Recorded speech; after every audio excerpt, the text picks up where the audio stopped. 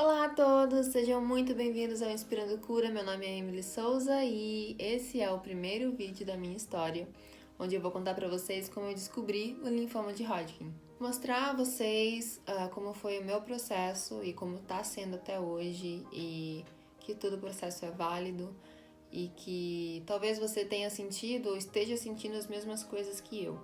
Tudo vai ser contado com as minhas palavras, com base na minha experiência pessoal e nada muito técnico, até porque eu não tenho nenhuma experiência técnica para passar para vocês, então eu só realmente vou contar o que eu vivi. Eu vou começar a contar tudo desde o início da minha carreira. Com 16 anos, eu fui morar em São Paulo e ingressei na carreira de modelo, o que me deu experiências muito legais e me deu maturidade muito nova.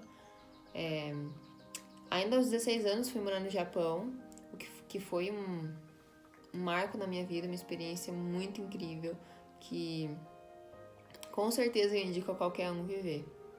E na carreira a gente mora em São Paulo e visita os pais e passa os finais de ano em casa, geralmente.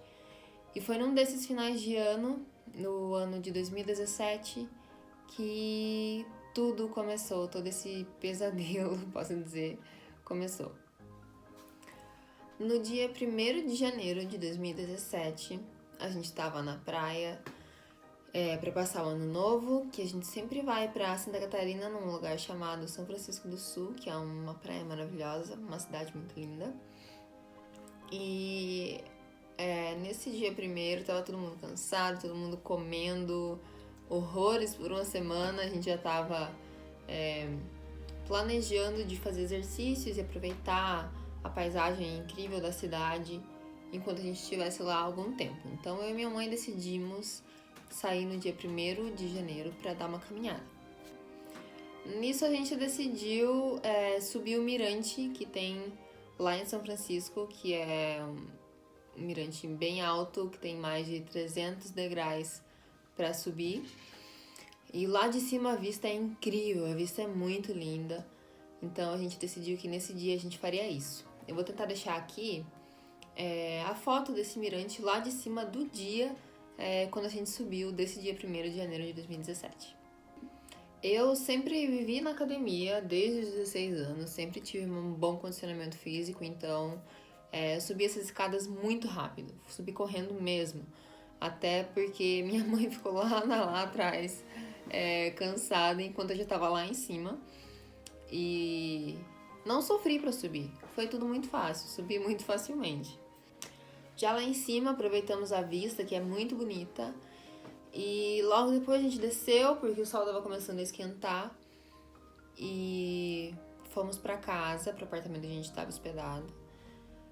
E o dia continuou normalmente, aproveitamos a praia, fui bastante na água, pulando onda batendo no peito, aquela coisa toda. Cansei bastante esse dia. Chegando à noite do dia 1º, eu comecei a sentir uma dor estranha no peito e se eu tentasse me deitar na cama, eu começava a tossir loucamente, uma tosse seca, uma tosse estranha. Só que essa tosse é uma tosse que eu já tinha há alguns anos, minha mãe percebia, mas a gente nunca levou muito a sério. Meu pai tem tosse alérgica, então a gente sempre pensou que fosse em relação a isso. Eu herdei a tosse alérgica dele, mas não era. Então, com essa tosse, eu não conseguia me deitar. Não queria fazer barulho para acordar os outros, principalmente. Essa tosse não doía, mas o que doía era o peito se eu deitasse. Então, eu procurei não deitar e aquela dor começou a se intensificar e foi ficando muito ruim, a ponto de eu ficar sentada a noite toda. Eu não me deitei por conta da tosse e por conta da dor, que parecia que estava esmagando tudo por dentro se eu deitasse. Então eu não deitei, eu fiquei sentada a noite toda e não chamei ninguém. Meus pais estavam do lado e eu não chamei, e eu fiquei sentindo dor e não sei porquê, eu realmente não sei porquê, eu não quis chamar ninguém, não quis avisar ninguém. Eu sempre achei que comigo nada aconteceria de ruim, eu acho. E fiquei sentada a noite toda, acordei sentada, chorei bastante aquela noite de dor, mas passei a noite assim. No outro dia pela manhã, Acordei, então eu contei pra minha mãe o que tinha acontecido durante a noite, que eu tava em pé. Na verdade, a minha mãe foi até o quarto e viu que eu tava sentada na cama, dormindo, meio dormindo, meio acordada.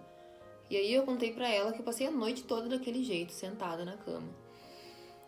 E aí a gente conversou com uma enfermeira que tava no apartamento com a gente, uma amiga nossa. E explicamos pra ela, eu expliquei pra ela o que eu tava sentindo, e expliquei o que eu tinha feito no dia anterior. E ela disse que provavelmente era exaustão e muita onda batendo no peito, por isso aquela dor poderia ser isso. Ela falou pra aguardar um pouco e se não melhorasse, a gente iria até o hospital. Eu passei o resto da manhã e a tarde descansando e logo eu não tinha mais nenhuma dor, nenhum sintoma, a tosse parou. Então descartei a possibilidade de ir pro hospital e concordei com a enfermeira, falei realmente era isso que tu disse, era exaustão, tava muito cansada. E continuamos o dia, terminamos a viagem e eu não senti mais nada depois daquilo. Exatamente um mês depois, no dia 30 de janeiro, eu tive a mesma iniciativa de me exercitar mais do que eu já me exercitava normalmente. Eu saí para correr e corri bastante dessa vez. Toda vez que eu corria, tanto na academia, em esteira ou na rua, sempre foi muito parte da minha rotina de exercícios correr. Eu não conseguia correr. Eu conseguia correr muito pouco e parava. Eu tinha os personagens que me acompanhavam, eles diziam que não era normal, como eu não conseguia correr. Minha mãe, que me acompanhava muitas vezes, dizia que eu era preguiçosa porque eu não conseguia correr. E eu entendo ela, e eu pensava, realmente, eu sou preguiçosa porque eu não consigo correr, mas eu não me esforçava pra correr o quanto eu precisava. Então, nesse dia, eu me esforcei pra correr o quanto eu precisava. E eu realmente forcei meu limite, forcei a barra e corri bastante. E foi depois disso que eu cheguei em casa, não demorou muito. Eu comecei a sentir aqueles sintomas todos novamente. A dor no peito, a tosse, mas fui dormir. E durante a noite, eram mais ou menos 13h30 da manhã, eu acordei com aquela dor absurda no meu peito de novo. E a tosse.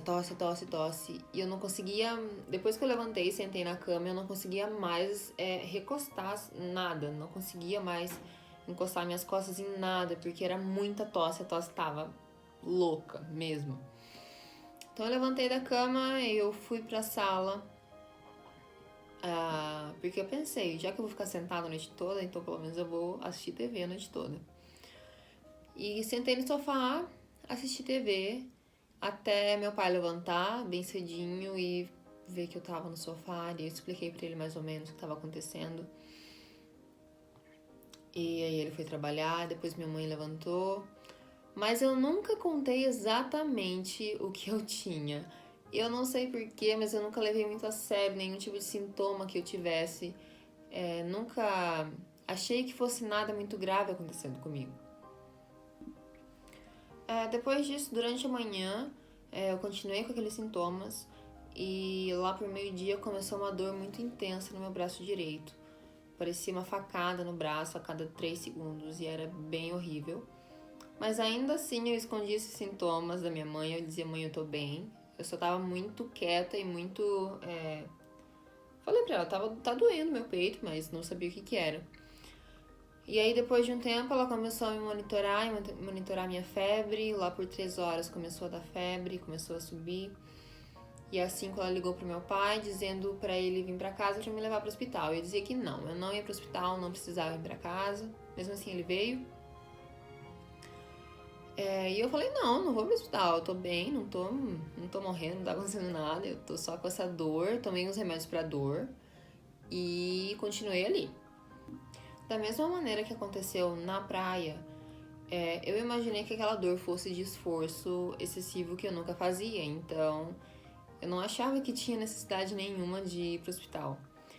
Nessa noite do dia 31, na segunda-feira, era aniversário da minha prima, E a gente tinha a festinha de aniversário dela pra ir. Mas lá pelas 8 horas, a minha mãe tava se arrumando pra ir. Eu falei, eu acho que eu não vou. Aí eu comecei a perceber que alguma coisa tava muito errada. Foi quando eu comecei a sentir formigamento nas pernas e minha visão ficou turva. E do nada começou uma dor de cabeça muito forte. E foi aí que eu falei, eu acho que agora eu preciso mesmo ir pro hospital. Então, meu pai me levou pro pronto-socorro. E chegando lá, a enfermeira fez uma triagem em mim. E na triagem tava tudo certo, não tinha febre muito alta. E, enfim, aquela coisa nada toda que a enfermeira faz no primeiro momento com a gente tava tudo mais ou menos normal. Mas ela ainda assim disse, o médico tá de plantão, então vamos ver pra você conversar com ele. A gente esperou uns minutinhos e eu entrei no consultório do médico. E ele começou a me examinar e fazer todas aquelas perguntas básicas do que eu tava sentindo e tudo mais. Eu expliquei pra ele. E depois que ele usou o estetoscópio em mim, ele pediu pra fazer um eletrocardiograma ali na hora. E o resultado sairia na hora. Pra ele ver mais com certeza o que tava acontecendo. Então eu fui, fiz o eletro. Eu lembro que tava bem frio e todas aquelas ventosas com gel eram muito geladas no meu peito. Mas fiz o exame e o doutor já pegou, deu uma olhada. E eu vi que ele conversou com as enfermeiras meio assim. Aí eu saí da sala do exame. E ele me deu um remedinho pra tomar e falou, você vai tomar esse comprimido agora e daqui 15 minutos a gente vai fazer o eletro de novo. E eu falei, beleza, tá bom. Aí então tomei o remédio, esperei os 15 minutos e voltei pro exame. Fiz mais uma vez. E quando ele pegou o exame, ele já fez assim com a cabeça, como se algo não tivesse certo. E aí ele chamou eu e meu pai de novo pra sala dele e explicou que realmente tinha algo bem errado. O resultado do eletro deu que eu tava com taquicardia, que para uma pessoa com 19 anos e um estilo de vida saudável é bem estranho. Depois de um tempo, eu fui entender que essa taquicardia foi devido ao câncer comprimir traqueia, pulmão e coração, porque ele era já uma massa bem grande.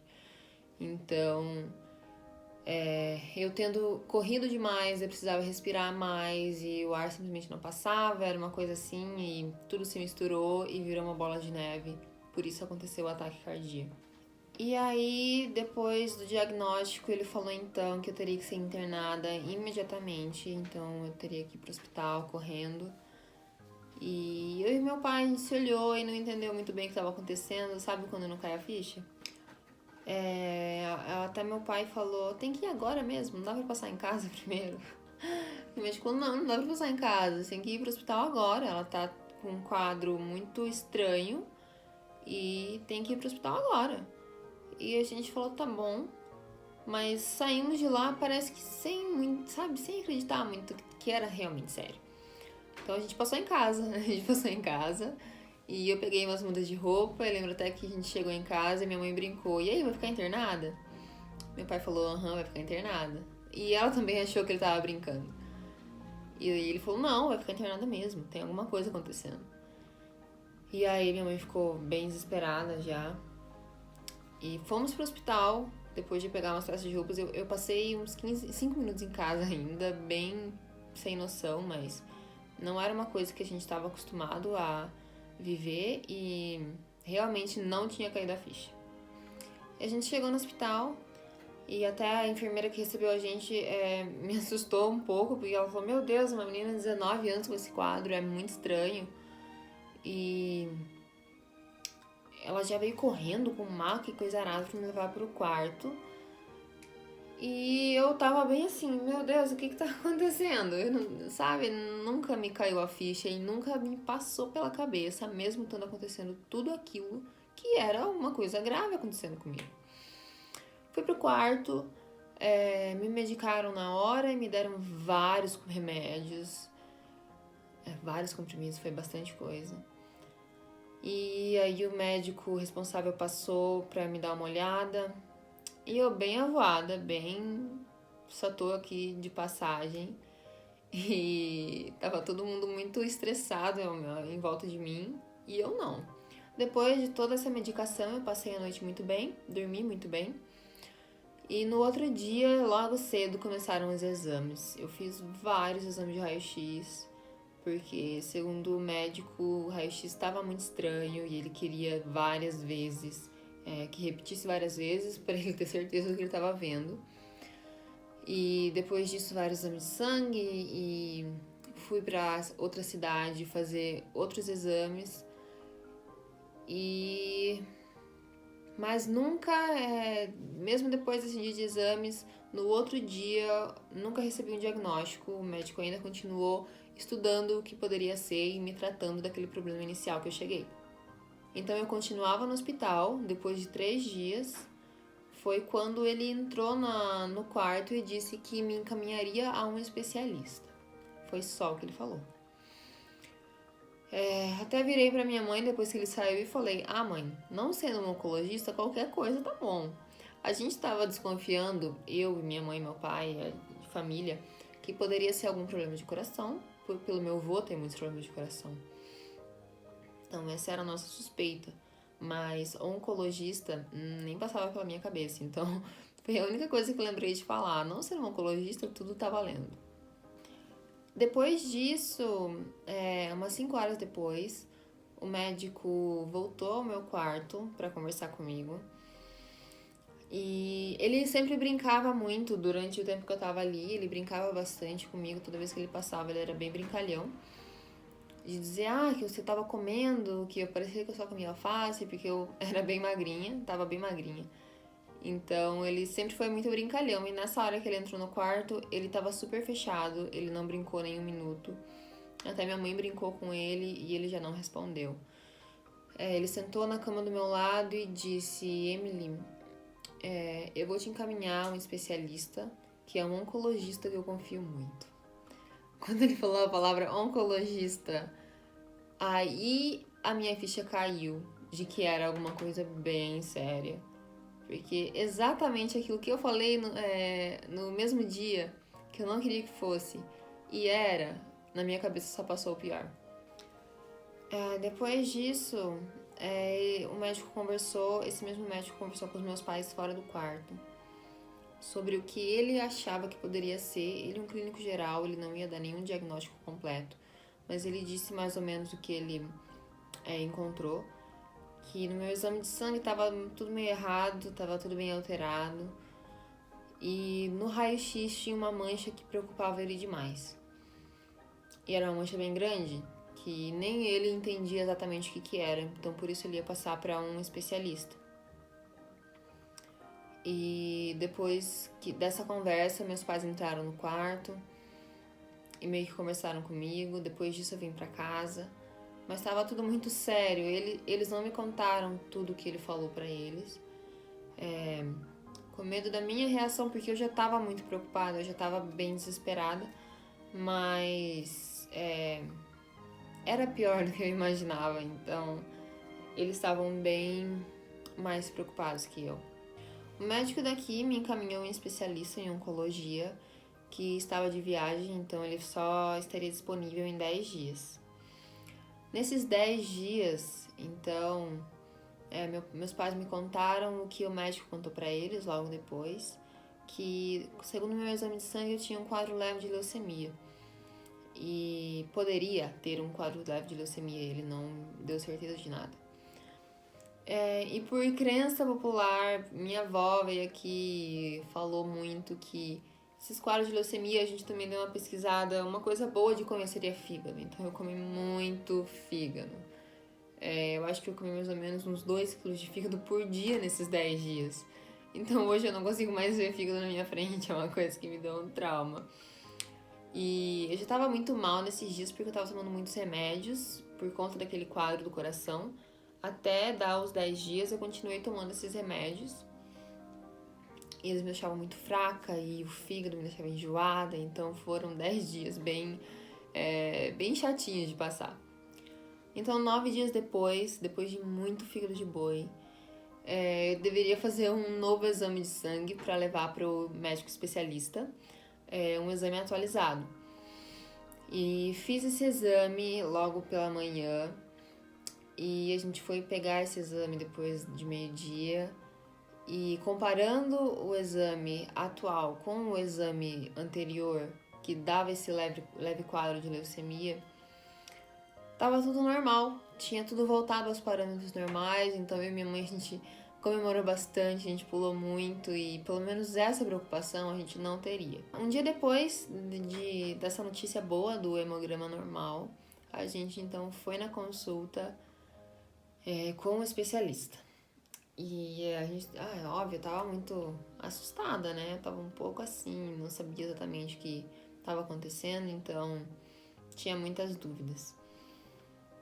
Chegando lá, eu entreguei o exame de sangue para ele deu uma olhada, tava tudo normal. E entreguei os exames de imagem. Foi nesses exames que ele parou e deu uma olhada e falou de cara, é linfoma. Linfoma, eu nunca nem tinha ouvido falar essa palavra, não fazia ideia do que era. E ele falou, eu acho que é linfoma, mas a gente tem que fazer biópsias e exames pra ter certeza, né? E eu, tá bom, vamos fazer então. Foi aí que ele marcou um PET. O PET, pra quem não sabe, é um exame bem complexo e bem interessante. Eu vou deixar aqui do ladinho um textinho que explica mais ou menos como ele funciona.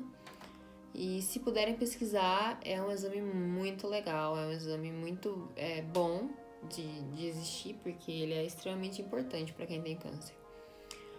Então, marcamos o PET já para outro dia e fiz esse exame para saber onde a gente seria feita a biópsia, porque ele sabia que ele tinha alguma coisa sem PET, e ele só precisava desse exame para saber de onde tirar um pedacinho para fazer a biópsia. Toda a doença que aparecia nos exames de imagem ficava atrás desse osso do tórax. Então, estava num lugar bem difícil de tirar, mesmo que fosse um pedacinho. No PET, o doutor achou uma íngua, que ínguas são os linfócitos, que ficava mais ou menos por aqui, não exatamente onde estava aquela massa toda, não atrás do osso, num lugar um pouco mais acessível. E ele pensou que aquela íngua poderia ser uma íngua parente das que estavam doentes no peito. Então ele falou, vamos tirar daí um pedacinho pra gente ver. Porque fazer uma cirurgia enorme de peito aberto só pra fazer uma biópsia, ele não estava querendo. Então, depois de alguns dias, se eu não me engano, 3 dias, ficou marcada essa cirurgia, que seria feita por aqui. E passou tudo muito rápido. A gente queria até que passasse rápido para fazer de uma vez. E chegou o dia, entrei na sala de cirurgia, tava achando tudo muito engraçado, como é o ambiente de um hospital. Eu nunca tinha entrado em um hospital na minha vida. Nem gripe forte eu não tinha pego, sempre tive uma imunidade muito alta, sempre fui bem de saúde até descobrir isso. Então eu nunca tinha estado em um hospital, dentro de um hospital, eu nunca tinha vivenciado isso. E eu tava achando tudo muito interessante, todo aquele ambiente, as pessoas, os médicos. E eu estar como paciente na maca, vendo aquelas luzes da sala de cirurgia passando, eu tava achando tudo bem engraçado, não sei, eu tava curtindo aquela experiência. Passada a cirurgia, eu tava acordando da anestesia geral em observação na UTI. E até aí eu tava achando tudo muito engraçado, tava achando tudo muito legal. E acordando, depois que eu realmente acordei da cirurgia, da anestesia, eu tinha uma dor muito grande no pescoço, era muita dor no pescoço, porque eu acho que eu fiquei a cirurgia toda assim, meio esticada pra cá. Então meu pescoço tava doendo muito. E eu tava sem travesseiro e eu lembro de tentar chamar a enfermeira e eu não conseguia me mexer ainda. e eu não conseguia falar ainda. Então eu tava rindo internamente da minha situação, que queria chamar a enfermeira, mas só conseguia soltar os ruídos, eu não conseguia falar nada. Até que ela conseguiu me ver e eu consegui reclamar do pescoço e ela colocou um travesseiro e ajeitou tudo pra mim. Como eu sempre digo, as enfermeiras são anjos realmente dentro de um hospital. Elas são parte, tanto as enfermeiras quanto os enfermeiros, são parte essencial da cura da gente e eu sou muito grata a todos que passaram pela minha vida. Depois disso, a gente voltou pra consulta e o médico disse que o resultado dessa biópsia foi negativo. Eu fiquei muito feliz, porque era uma certeza que eu tinha, que eu não tinha nada.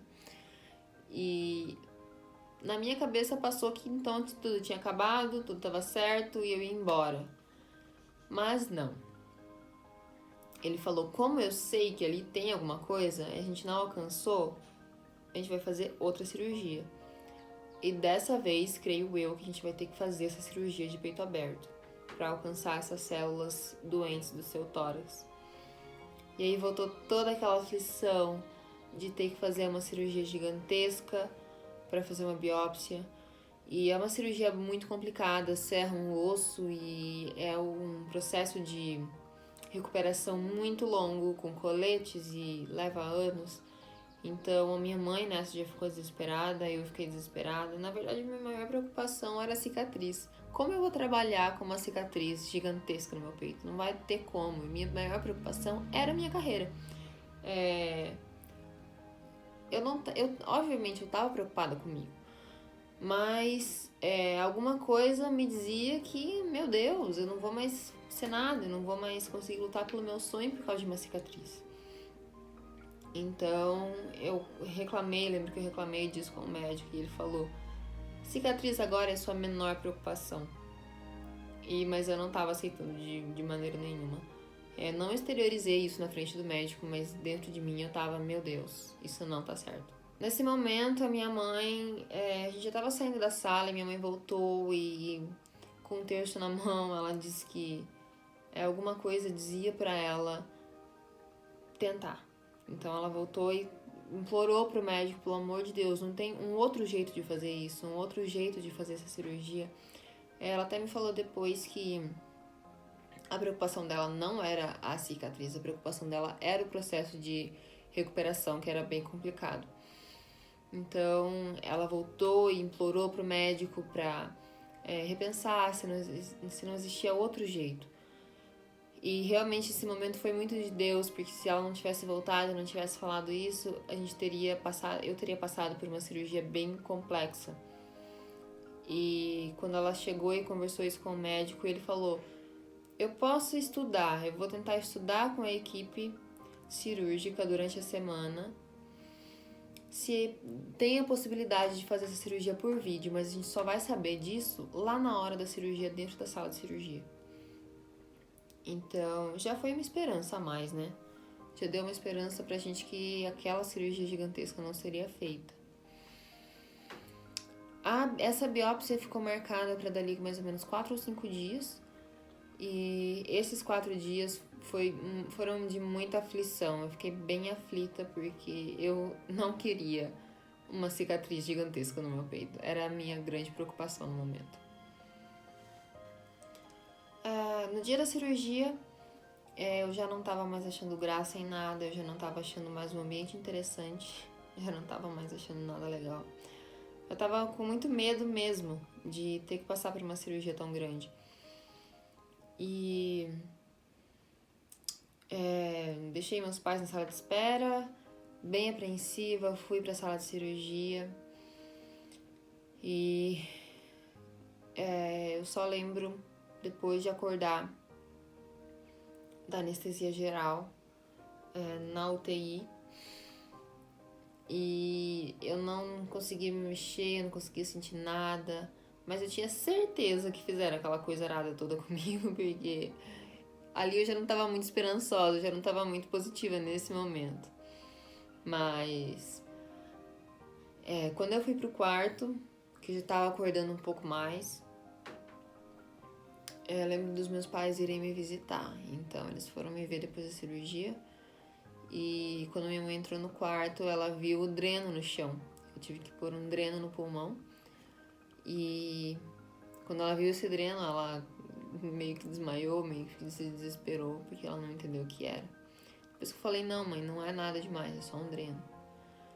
E aí ela veio até a cama, me desenrolou, eu tava bem